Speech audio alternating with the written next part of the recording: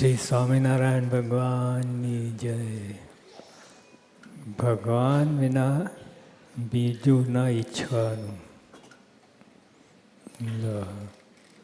આવી ગયું. ભગવાન વિના બીજું ના ઈચ્છવાનું. આપણે ભગવાન સિવાય બધું ઈચ્છીએ. ભગવાન સ્પેર વ્હીલ તરીકે. 4 પૈડા હોય અને 5મો સ્પેર વ્હીલ હોય. એટલે જ્યારે ખપ આવે, પંચર પડે ત્યારે 5મો વ્હીલ વપરાય. ત્યાં સુધી પડ્યું રહે ડેકીમાં. તો ભગવાન જ્યારે ખરેખર તારાવેલી કસોટી થાય ત્યારે હે ભગવાન, હે ભગવાન, ત્યાં સુધી ડેકીમાં પડ્યો રહે ભગવાન. એવો છે. ભગવાન વિના બીજું ના ઈચ્છવાનું. સંવત 1876ના માગસર સુધી દ્વાદશીને દિવસ શ્રીજી મહારાજ શ્રી ગઢરામદેવ દાદા ખાચરના દરબારમાં વિરાજમાન હતા અને સર્વશ્રેષ્ઠ વસ્ત્ર ધારણ કર્યા હતા અને પોતાના મુખારની આગળ મુનિ તથા દેશ દેશના હરિભક્તની સભા ભરાઈને બેઠી હતી. બધી આ બહુ મોટી વાત છે,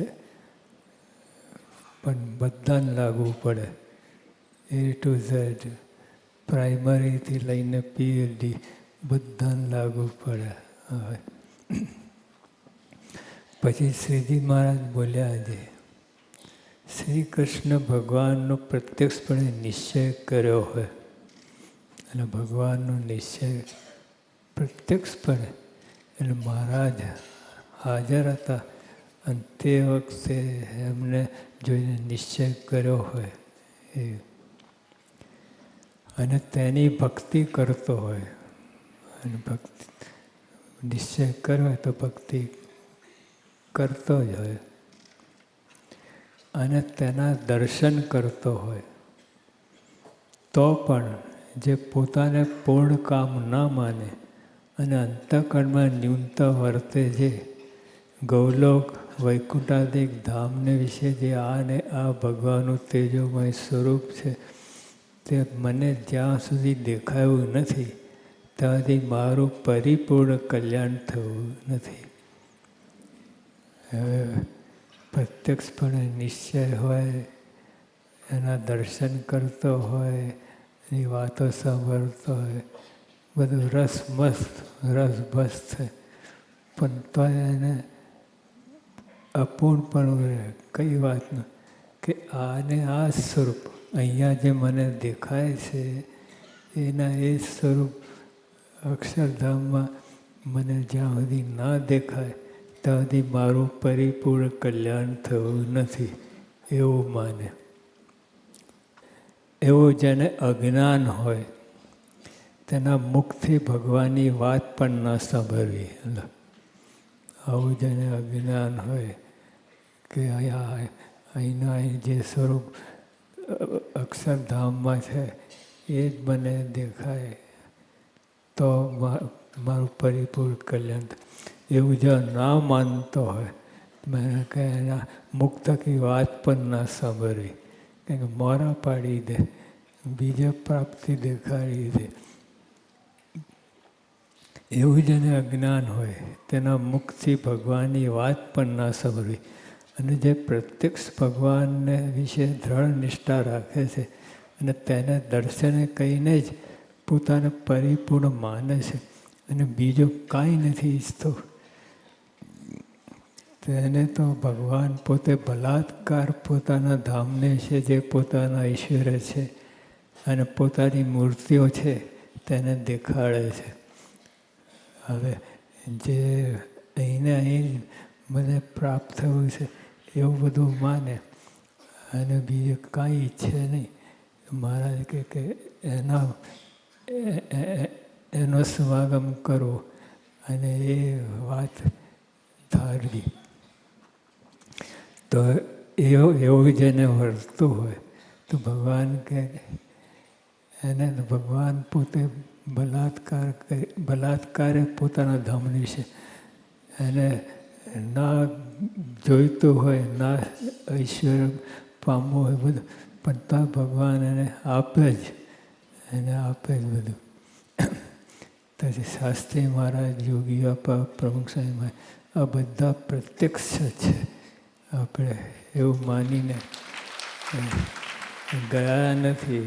આપણે જેને દર્શન થયા એ બધા સ્તુતિ કરવી. એવી રીતે બધા આ સ્વરૂપો છે એ ગયા જ નથી. જો સ્વામીએ કહ્યું કે ભગવાન આવ્યા નથી ને આવશે નહીં. આવ્યા નથી તો બરાબર, આવશે નહીં તો એટલે આ બધા સ્વરૂપો છે. આપણે પ્રત્યક્ષ જે આપણે એમાં ભેદ ના પાડો. શાસ્ત્રીમાં યોગી એ બધા જ છે, આપણે હાજર જ છે. આપણે એમને જયો બોલાવીએ છીએ એ બધું. એટલે એ જેને આપણે મળ્યું છે, જેને સ્મૃતિ કરવી એ કરવું, પણ આ બધા એક જ સ્વરૂપ છે એવું માનીને આપણે તેને તો ભગવાન પોતે બલાત્કારે પોતાના ધામને છે, પોતાના ઈશ્વર છે અને પોતાની મૂર્તિઓ છે તેને દેખાડે. અહીંયા એને ના જોવું હોય, ના મહારાજ બધું આવી ગયું, બધું ના અમારે કંઈ જુઓ. એને પોતાના ઈશ્વર બધું દેખાડે. એને ઈચ્છા નથી તો ભગવાન દેખાડે. માટે જેને ભગવાન વિશે અન્ય નિષ્ઠા હોય, ભગવાન અન્ય નિષ્ઠા આને કહેવાય કે બધું એક બધું મળ્યા છે, ભગવાન મળ્યા છે એ પરોક્ષ. પણ આપણે પરોક્ષ છે જ નહીં. મહારાજ મળ્યા ત્યાંથી મહારાજ પ્રગટ છે. જેવું છે ગુણાતીતાન સ્વામીમાં મહારાજ એ જ મહારાજ હતા.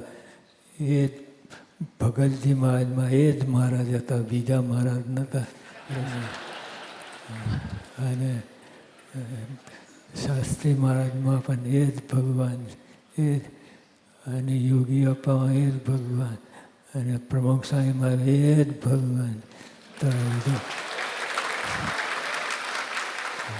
ભગવાન બીજા હોય તો વાત જુદી, પણ એ જ સારધાર્થ ચાલ્યા અને પ્રગટપણું આ જ પ્રગટપણું છે. એટલે જે આપણે અને મહારાજ કરોડો વર્ષ, લાખ, અબજો વર્ષ રહેશે. મહારાજના પોતાના વચન છે. એટલે મહારાજ મહારાજ તો એના એ છે. અને આ સ્વરૂપો જુદા જુદા દેખાય છે, આપણને દેખાય, પણ એ જ છે. માટે જેને ભગવાન છે અન્યને નિષ્ઠા હોય તેને પ્રત્યક્ષ ભગવાન વિના બીજું કાંઈ ઈચ્છવું નહીં.